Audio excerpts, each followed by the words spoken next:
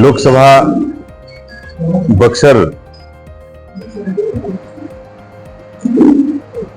क्षेत्र में आप सबों का स्वागत है और धन्यवाद है आप सबों का। आज आपके माध्यम से पूरे बक्सर लोकसभा में हम लोग बताना चाहते हैं कि आदरणीय बहन मायावती जी का प्रोग्राम 23 तारीख को बहन जी का प्रोग्राम 1 बजे होना निश्चित हुआ है।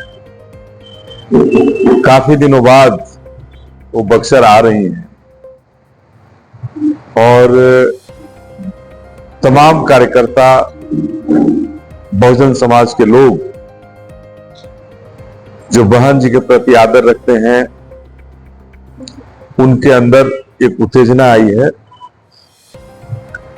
और बहन जी की बातों को सुनने के लिए, उनके बताए रास्ते पर चलने के लिए सभी तैयार हैं और काफी बड़े संख्या में हमें ऐसा लगता है कि बक्सर के लिए ऐतिहासिक कार्यक्रम होगा और बहुजन समाज के लिए निश्चित रूप से एक ऐसा पैगाम होगा कि इस बार बक्सर लोकसभा को जीतने के लिए आदरणीय बहन मायावती जी निश्चित रूप से उस दिन बक्सर को जीतने के लिए हम बहुजनों को आह्वान करेंगे, हम बहुजन समाज के लोगों का भी आह्वान करेंगे। और बक्सर जो विकास के पटरी से उतर गया है, उसको विकास के पटरी पर लाने के लिए उन्होंने कहा भी है और 23 तारीख को जरूर इसका आगाज करेंगी कि कैसे हम बक्सर को विकसित बनाएंगे और कैसे हम बक्सर के लिए क्या करने जा रहे हैं। तमाम लोग आज हमारे बहुजन समाज पार्टी के लोग सेक्टर प्रभारी से लेकर के बूथ कमेटी और जितने भी हमारे कार्यकर्ता हैं, सभी अपने बहन जी के लिए लगे हैं और 23 तारीख को आपको बक्सर में हमारे बहन जी का एक ऐतिहासिक कार्यक्रम अपराह्न 1 बजे होगा और निश्चित रूप से उस दिन के बाद बहुजन समाज पार्टी को बक्सर में एक नई ताकत, नई ऊर्जा हमारे कार्यकर्ताओं को भी मिलेगा और बक्सर के आम आवाम को भी मिलेगा कि बक्सर के आम आवाम को बहुजन समाज पार्टी को क्यों जिताना चाहिए और क्या कारण है कि इन सामंतवादी और मनुवादी ताकतों को पीछे छोड़ करके बहुजन समाज पार्टी को जिताने की जरूरत है। तो 23 तारीख को बहन जी इस पर जरूर प्रकाश डालेंगी और 23 तारीख को अपराह्न 1 बजे ITI मैदान में वो आकर के इस सभा को संबोधित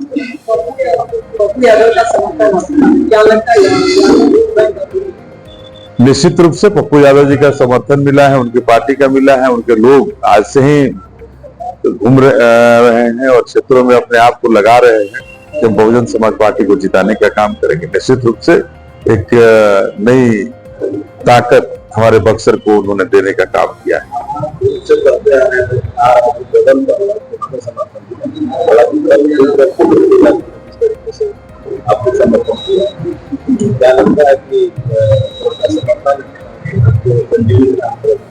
देखिए, संजीवनी का काम तो हम संजीवनी बूटी पर तो हम है नहीं, ऑक्सीजन की जरूरत नहीं, लेकिन निश्चित रूप से हमारे बहुजन समाज के एक भाई हैं, कद्दावर नेता है और बिहार में एक स्थान रखते हैं।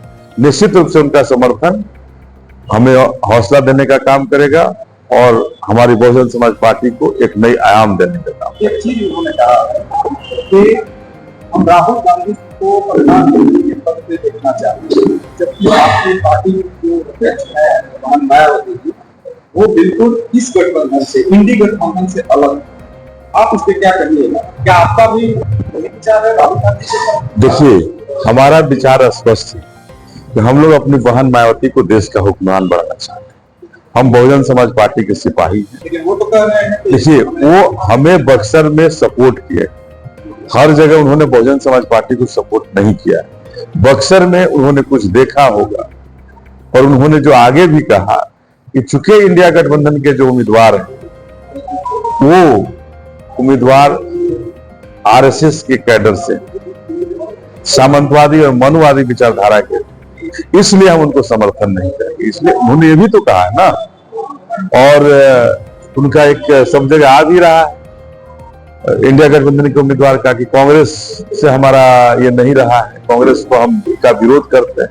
तो ये उनकी आपस की पार्टियों का क्या है। सुधाकर सिंह जी जो यहाँ के सांसद प्रत्याशी हैं आरजेडी के, वो क्या कहना चाहते हैं, क्या करना चाहते हैं, ये उनसे पूछने की जरूरत है।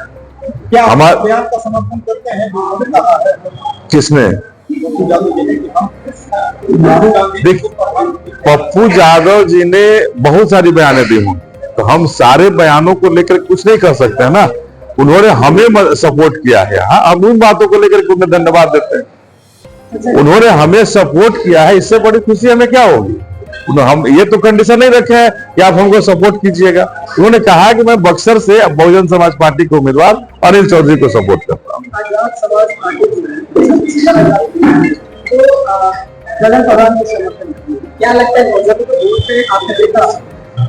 देखिए, आजाद पार्टी का बक्सर में क्या है नहीं है ये आप लोग अच्छी तरह से जानते हैं। उनके सारे लोग हमारे साथ, हमारे पार्टी में घूम रहे हैं, हमारे साथ काम कर रहे हैं, तो फिर उनका समर्थन देना न देना हम इसको बहुत अहमियत नहीं रखते हैं।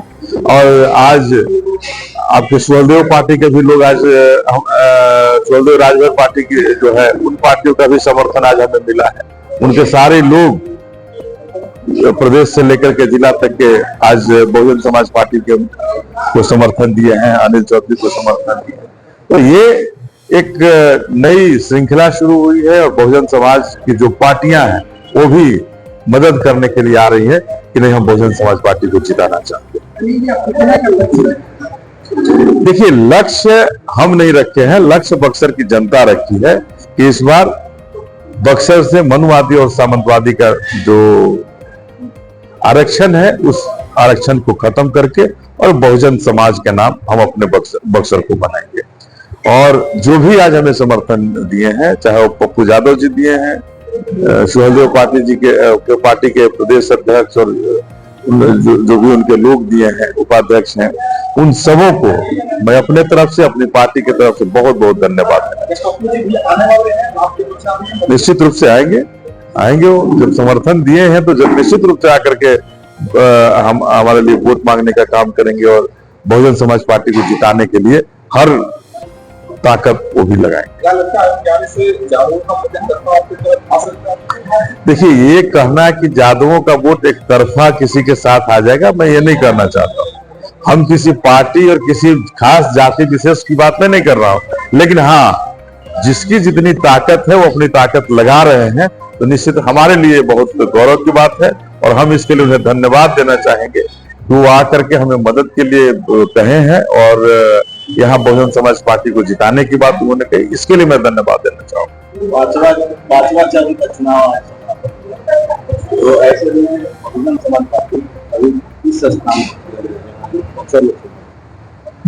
देखिए, हम अगर बक्सर लोकसभा की बात कर रहे हैं तो बक्सर लोकसभा में निश्चित रूप से हमारी जो कंटेस्ट है, हमारी जो सामने जो पार्टी दिख रही है वो भारतीय जनता पार्टी।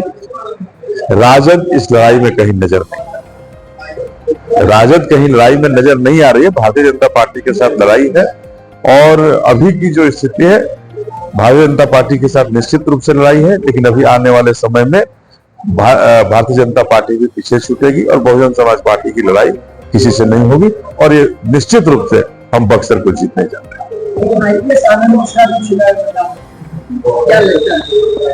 देखिए, आईपीएस आनंद मिश्रा जी हैं, निश्चित रूप से उन्हें भारतीय जनता पार्टी के लोगों ने धोखा दिया और वो टिकट के हकदार भी थे। उन्होंने अपनी नौकरी छोड़ दी, सब कुछ दांव पर लगा दिया। लेकिन राजनीति में कितना निर्दलीय के रूप में कितना सफल हो पाएंगे वो उनका मेहनत बता सकता है। अभी मैं बहुत कुछ टीका टिप्पणी करने के में नहीं हूँ कि उन पर मैं क्या कर सकता हूँ।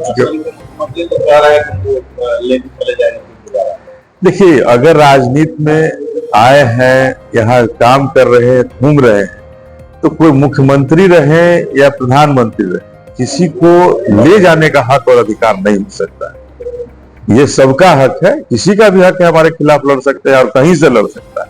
तो लड़ रहे हैं, स्वागत। लोकतंत्र में किसी को लड़ने का अधिकार है और ले जाने वाले धमकी देना, ये हमें लगता है बहुत ही गलत एक परंपरा शुरू हो रही है और ये गलत है।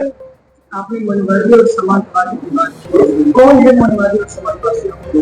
देखिए, जो सामंतवाद विचारधारा को बढ़ावा देता है, जो बहुजन समाज को गले नहीं लगा सकता, जो बहुजन समाज के विकास को नहीं देख सकता है, जो बहुजन समाज के लोगों को आगे नहीं बढ़ने देखना चाहता है, वही है मनवादी।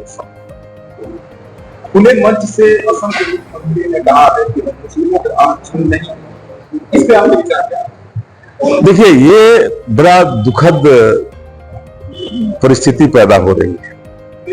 देश हमारे बाबा साहब के संविधान से चल रहा है, तो कोई भारतीय जनता पार्टी का आकर कहता है कि हम हिंदू राष्ट्र बनना चाहते हैं, कोई आकर कहता है कि हम ये नहीं करेंगे। हर चुनाव हिंदू और मुस्लिम एजेंडे पर क्यों सेट हो जाता है? हम हिंदू और मुस्लिम भाई भाई हैं और जब तक भारत है तब तक कोई अलग नहीं कर सकता है, कोई अलग नहीं हो सकता। और ये अलगाववादी जो ताकतें हैं, ये निश्चित रूप से देशद्रोही ताकतें हैं और उन पर देशद्रोह के इस तरह के जो नारे देते हैं, तो बातें करते हैं, उन पर देशद्रोह के मुकदमे दर्ज होने चाहिए।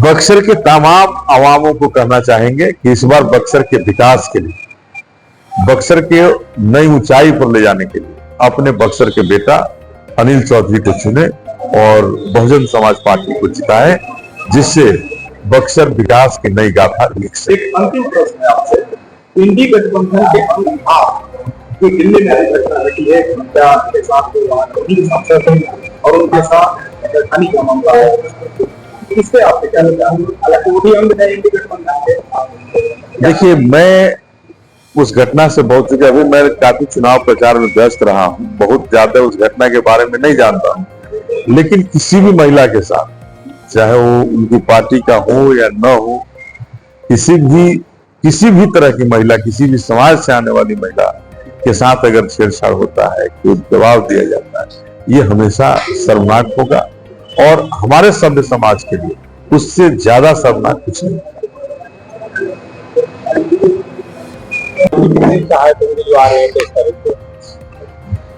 रास्ते कठिन नहीं है। अब जो कठिनाई थी, उस कठिनाई को हम लोगों ने पार किया। जो कठिनाई थी, उस कठिनाई को हम लोगों ने पार किया है, संघर्ष किया है बक्सर के गांव के अंदर में। और अब बहुजन समाज के लोग जागरूक हुए हैं और अपने बहुजन समाज पार्टी के पीछे खड़े हुए हैं कि इस बार किसी भी परिस्थिति में हम अपने हाथी को जिताएंगे। मायावती का जादू चलेगा? निश्चित रूप से चलेगा। और मैं आपको बता दूं कि उनका जादू ही नहीं चलेगा, वो जो इस बार कह करके जाएंगे बक्सर। इस पार्टी पर कई दिनों से लगातार यह आरोप लगते रहा है कि भारतीय जनता पार्टी की बी टीम के रूप में काम करती है। इस लड़ाई में क्या उनका कामयाब होगी, उनका चेहरा कामयाब होगा आपके लिए? देखिए, निश्चित रूप से कामयाब होगा और कहीं भी बी टीम के रूप में हमारी बहुजन समाज पार्टी काम नहीं कर रही है। हम बक्सर में हैं, यहाँ तो बक्सर के कांग्रेस आरजेडी के उम्मीदवार हमको लगता है कि कांग्रेस के लिए, बीजेपी के लिए काम कर रहे हैं। जिस तरह से वो कह रहे हैं कि कांग्रेस के साथ हमारा मतभेद है, कांग्रेस के साथ हमारा विरोध है, कांग्रेस असंवैधानिक है, इस संविधान को नहीं मानती है और उसके वोट लेने के लिए भी एक तरफ अपील कर, तो हमें तो ऐसा लगता है कि ये जो उम्मीदवार हैं विरोधाभासी बात कर रहे हैं। जहां जिसको देख रहे हैं उसके हिसाब से बात कर रहे हैं। तो हमें ऐसा लगता है कि ये बीजेपी के बी टीम है और कांग्रेस के लोग को इनको समझना चाहिए कि यहाँ जो इंडिया गठबंधन के जो उम्मीदवार हैं वो निश्चित रूप से बीजेपी के एजेंट के रूप में काम कर रहे हैं और हमेशा वो बीजेपी के लिए काम कर रहे हैं। बहुजन के जिला स्तर पर कार्यकर्ताओं में कई बात को लेकर के मतभेद चल रहा है, कैसे काम करेंगे? कोई मतभेद नहीं है बीएसपी के कार्यकर्ताओं के अंदर। सारे कार्यकर्ता एकजुट होकर के लगे हुए हैं अपने बक्सर को जीतने के लिए, किसी के अंदर मतभेद नहीं। एक डिबेट के दौरान रामरेखा घाट पर आपके दो पार्टी के जो बड़े कार्यकर्ताओं ने माइक छीना छीन कर चुने में तक कह रहे थे। देखिए ये तो क्या कहिएगा, मतलब बोलने के लिए कि हम भी कुछ आपके कैमरा में दिख जाए, सबों को होता है कि थोड़ा हम भी दिख जाए, हम भी दिख जाए। उस दिखने दिखाने के चक्कर में अगर कुछ होगा तो उसकी नहीं कर सकते। लेकिन बहुजन समाज पार्टी का एक एक सिपाही लगा हुआ है कि बक्सर हमको जीतना है। चुनौती कौन है? चुनौती यहाँ अभी के समय में अगर कोई चुनौती है तो भारतीय जनता पार्टी है। राजद इस चुनौती से बाहर। मायावती संकट मोचन बनेंगे? देखिए मायावती जी संकट मोचन नहीं है हमारे, वो पार्टी की सर्वोपरि हैं और निश्चित रूप से 23 तारीख को जब आएंगी तो एक नई आयाम हमारे बहुजन समाज पार्टी को मिलेगा। केवल बक्सर सीट पर ही नहीं, पूरे बिहार के अंदर नया आयाम मिलेगा और नई शक्ति मिलेगी, नई ऊर्जा मिलेगी हमारे कार्यकर्ताओं को। आप प्रदेश प्रभारी भी हैं, क्या कयास लगाया जाए, कितना सीट मिलेगा बहुजन समाज पार्टी को पूरे बिहार में? देखिए अभी तो हम चूंकि खुद मैं कॉन्टेस्टेंट और बक्सर से बाहर नहीं जा पा रहा हूं, इसलिए बहुत कुछ नहीं कहना चाहता हूं। बस ये कहना चाहता हूं कि बक्सर सीट जरूर हम जीत करके अपनी बहन जी की झोली में डालेंगे, अपने बहुजन समाज पार्टी के। देखिए चूंकि मैं वहां गया नहीं, अगर जाने के बाद मैं अच्छा से बता सकता था कि क्या स्थिति, इसलिए मैं कह रहा हूं कि बक्सर सीट हम जरूर उनके झोली में डालेंगे। अब हमारे पास और भी सीटें हैं, जहां जहानाबाद की बात कर रहे हैं, सासाराम की बात करें, तो ये बहुत सारी सीटें हैं जिसकी बात हम कर सकते हैं। लेकिन अब बड़ा भरोसा जताया आपको प्रदेश प्रभारी बनना है, तो आपकी जवाबदेही तो है कि प्रदेश लेवल पर भी काम करें। लेकिन प्रदेश की जवाबदेही जरूर हमें दी गई, लेकिन साथ में हमें जवाबदेही दी गई बक्सर लोकसभा की। और जब बक्सर लोकसभा की जवाबदेही दी गई तो हमें बक्सर सीट को जीतना हमारे लिए सर्वोपरि था कि हम बक्सर को जीत करके, चूंकि यहाँ हम लगातार तीसरे नंबर की रहे हैं, राजद और हम लोग बराबर में रहे हैं, तो राजद से कैसे वोट बढ़े, कैसे जीते, इसकी रणनीति बनाते बनाते समय लगा और इसमें हम लोग रात दिन एक किए रहे। और बहन जी का भी था कि आप बक्सर में रह करके अपनी जीत का ये करो, बक्सर जीतना है, किसी भी परिस्थिति में बक्सर जीतना है। और यही कारण है कि हम लोग यहाँ रह करके तैयारी कर रहे हैं। अनिल जी सवाल तो यही है कि जिस प्रकार से जातिगत आधार पर पूरे बिहार में राजनीति होती है, उसमें अनिल बीएसपी उम्मीदवार बक्सर में किसको कहाँ देखते? देखिए हम बहुजन समाज की बात कर रहे हैं। जब बहुजन समाज की बात जो है, हम हमेशा भारी हैं। आज जिनकी संख्या नहीं है वो हमारे बक्सर पर राज करते रहे हैं और संख्या निश्चित रूप से, चूंकि आप बक्सर के हैं, बक्सर को जानते हैं किनकी संख्या है, लेकिन वो कहते हैं कि बक्सर किसी खास जाति विशेष का सुरक्षित सीट है। तो इस तरह की विचारधारा को इस बार निश्चित रूप से धक्का लगेगा और ये विचारधारा टूटेगी। सवाल ये इसलिए उठा कि लगातार ये कई बात कही जा रही है, जैसे कि निर्दलीय उम्मीदवारों को लेकर कहा जा रहा है कि वोट कटवा के रूप में काम कर रहे हैं। आप पर भी यही आरोप लग रहा है कि वोट कटवा के रूप में आप काम कर रहे हैं। देखिए ये तो रिजल्ट बताएगा, ये परिणाम बताएगा कि कौन वोट कटवाता, कौन बीजेपी का बी टीम है और कौन हाफ पैंट में साथ में पढ़ा है, साथ का एक स्कूल में रह करके, और कौन एक दूसरे का मदद कर रहा है। ये समय बताएगा, इंतजार कीजिए, 4 तारीख को फैसला हो जाएगा कौन बताएगा। लेकिन इतना जरूर निश्चित रखिए कि बहुजन समाज पार्टी वोट कटवा के रूप में यहाँ नहीं है और न वोट कटवा का काम कर रही है, यहाँ जीतने के लिए खड़ी है। और जो ऐसे लोग जो बोल रहे हैं, इनको अच्छा सबक मिलेगा और बड़ी मजबूती के साथ, जिन्होंने बक्सर को पीछे ढकेलने का, जो इनके पिता भी पीछे ढकेले हैं बक्सर को, और जिन्होंने रामगढ़ का विधायक रहते हुए रामगढ़ को लूटा, हमारे बीएसपी के विधायक का सर्टिफिकेट चोरी करके जो विधायक बना हो, वो क्या बात करेगा वोट कटवा का? इनकी वोट कटवा तो वहीं पर खत्म हो चुकी थी ना। कौन वोट कटवा था ये तो रामगढ़ में खत्म हो चुका था। अगर सर्टिफिकेट नहीं चोरी किए हुए होते, अगर नहीं भागे होते वहां से, तो इनकी तो क्या था, कौन वोट कटवा था वहां पता चल गया था। कितने मत से जीते थे इस वोट कटवा पार्टी से, ये इनको पता होना चाहिए ना। 125 वोट से जीते और क्या क्या गुना भाग, कितना गुना भाग करके जीतना पड़ा था। ये बहुजन समाज पार्टी बक्सर में वोट कटवा नहीं है, उनको गलतफहमी होगा। यहां वो जो काम कर रहे हैं, वो जो काम कर रहे हैं किसानों का हक मारी करके, किसानों के धन को चोरी करके, किसानों का धान चोरी करके, ये किसानों का कभी भी भला नहीं कर सकते हैं और न हमारे बक्सर का भला कर सकते हैं। हम तो मंत्री पद छोड़ दिए किसानों के लिए। मंत्री पद छोड़ दिए गए या हटाए गए? ये तो हटाए गए ना। जिस तरह से जिसके विकास का कोई योजना नहीं, अगर केवल लड़ाई करनी थी, केवल लड़ने की बात थी और केवल सामंतवादी विचारधारा की बोलनी थी, तो क्या होगा इसमें? तो ये मंत्री पद जब रहे तो कितना किसानों का भला इन्होंने कर लिया? किस किसानों की भलाई के लिए इन्होंने मंत्री पद छोड़ा था? जरा बताएं कि क्या इनका एजेंडा था, किस एजेंडा के तहत इन्होंने छोड़ा था? तो एजेंडा तो सिवाय कि हमको लूटना है, लूटने के लिए मंत्री बने, इसके अलावा इनके पास क्या एजेंडा है? और आज भी बक्सर के विकास के लिए इनके पास एक एजेंडा नहीं, एक भी एजेंडा हमारे बक्सर के विकास की बात नहीं किए हैं, सिवाय बक्सर को लूटने का। इनके अंदर जो गुब्बारे फूट रहे होंगे कि बक्सर को लूटेंगे। धन्यवाद।